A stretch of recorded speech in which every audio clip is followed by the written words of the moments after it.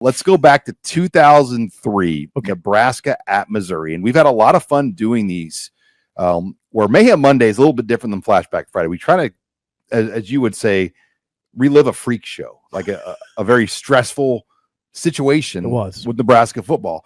Well, the game was stressful. Nebraska was ranked number 10 in the country. Bo Pelini was the coach. You know, things looked like they were really rolling at that point with Frank Solich and Bo Pelini in that first year together. Nebraska had the lead going into the fourth quarter. Missouri scored 27 unanswered points in Columbia. Good God. To win 41-24. Nebraska was winning this game, keep in mind. They were up 24-14 in the fourth quarter. Then you know what happened after the game on the field? There was mayhem. So there was mayhem. Missouri had not beaten Nebraska in Columbia in a long time. So what happened?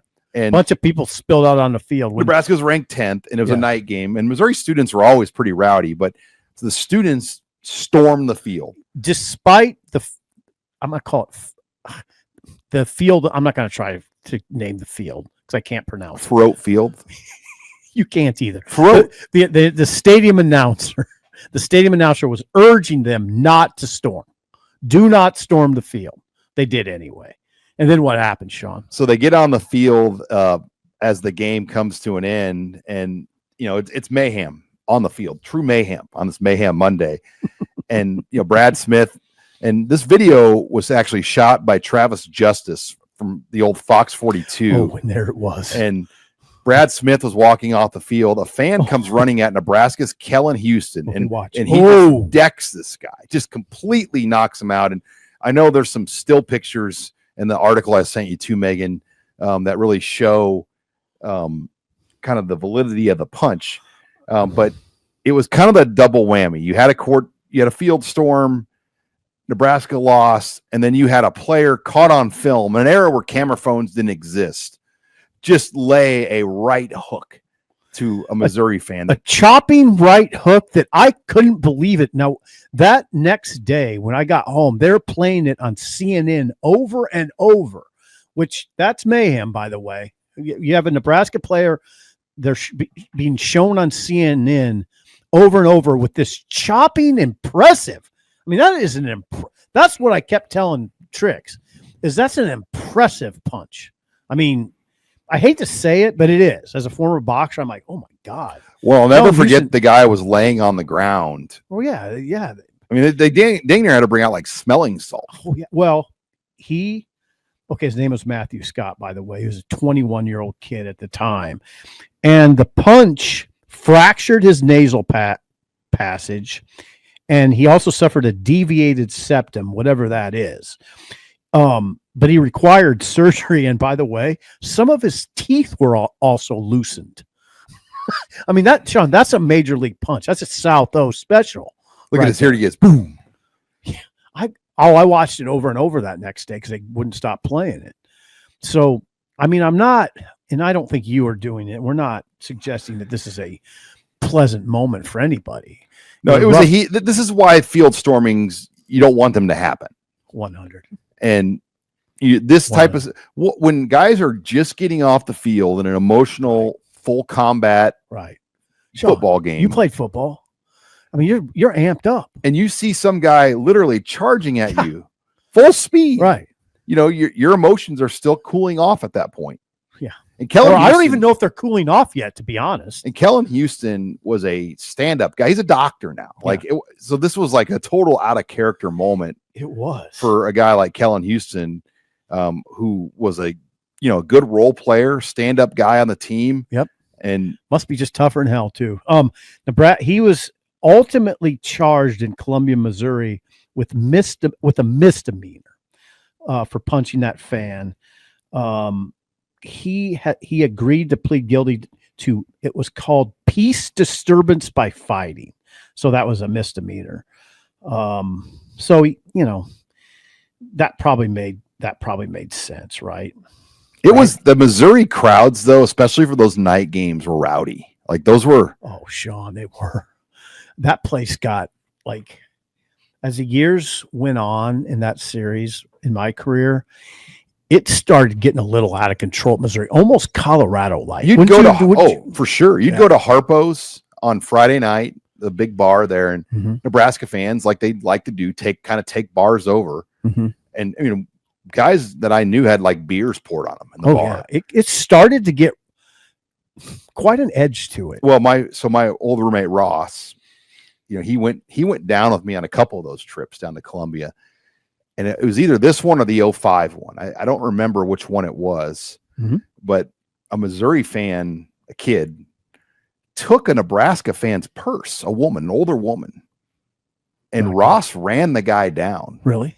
And like took him to the ground and got the lady's purse back. Ross, nice work. Yeah, he's nice work. Yeah, I remember after Davison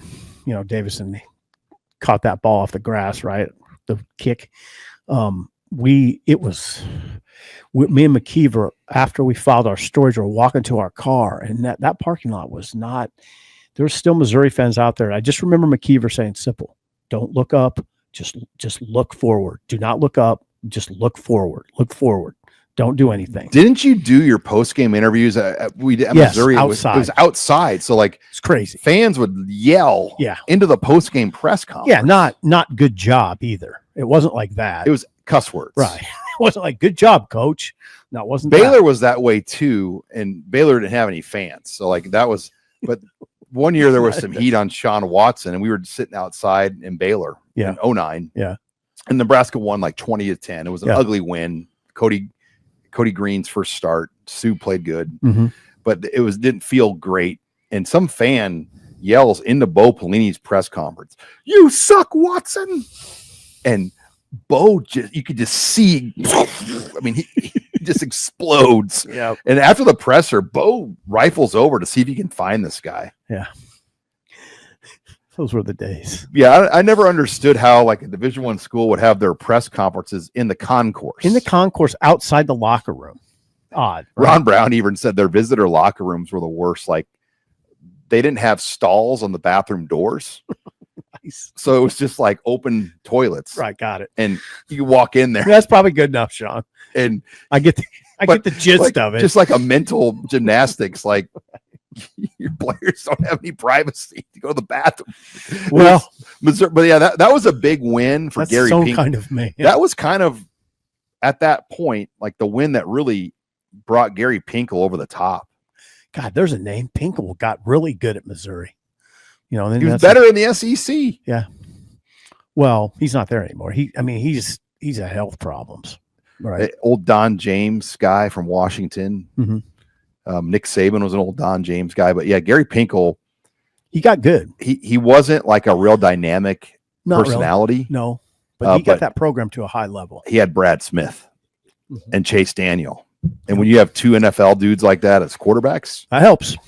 Like Bo Pelini could not figure out Brad Smith. That was like the one guy that really gave him that the 1 year he was here in 03. And then Cosgrove couldn't figure him out. Right. Can't remember all that. They had a little more success against Chase Daniel, but Chase Daniel still kind of had the upper hand. But yeah, then they went, think about Missouri's quarterbacks. You go Brad Smith, you go Chase Daniel, Blaine Gabbert. Jeez. NFL. Jeez. Yeah, that's impressive. Yeah, those trips it got kind of weird down there. That's what I remember about it. It got kind of weird, and then it all stopped, right? Kind of miss it. Kind of miss going to Columbia. I only miss going south. The once a year trip to Texas in like November. Yeah, I miss those south trips. Get some good barbecue wear your shorts. Yeah. It's awesome.